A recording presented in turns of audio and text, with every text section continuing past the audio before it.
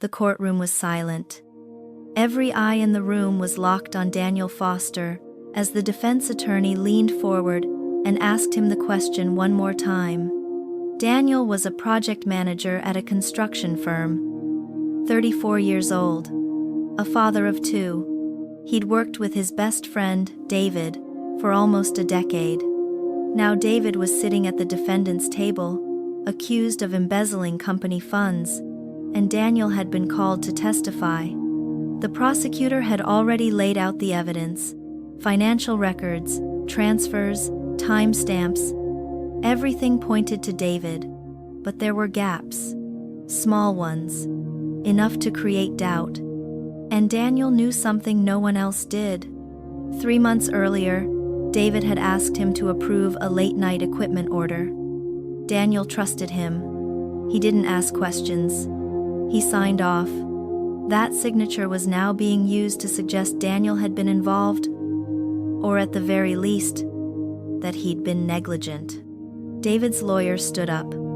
He didn't ask if Daniel had been part of the crime. He asked something simpler, something devastating. Did you review the order before you signed it? Daniel hadn't. He knew that. David knew that. But if Daniel admitted it now, his own job was at risk. Maybe worse. His wife had just gone back to school. His daughter needed braces. His son had therapies twice a week. The lawyer repeated the question. Slower this time. Daniel looked at David.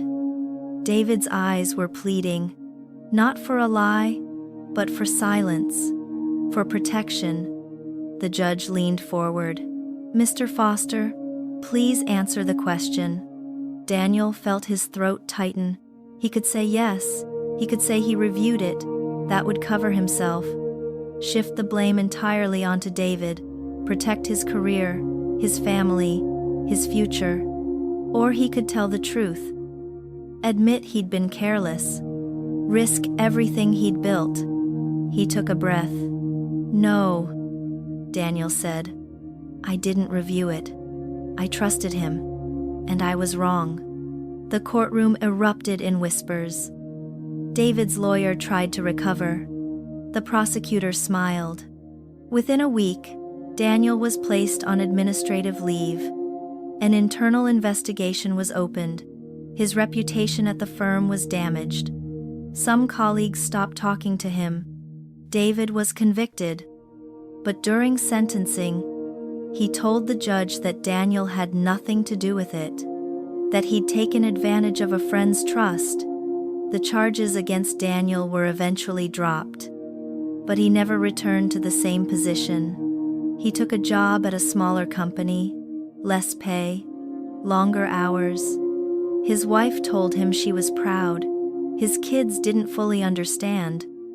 But Daniel slept better than he had in months, because he'd chosen the harder truth over the easier lie. So here's the question.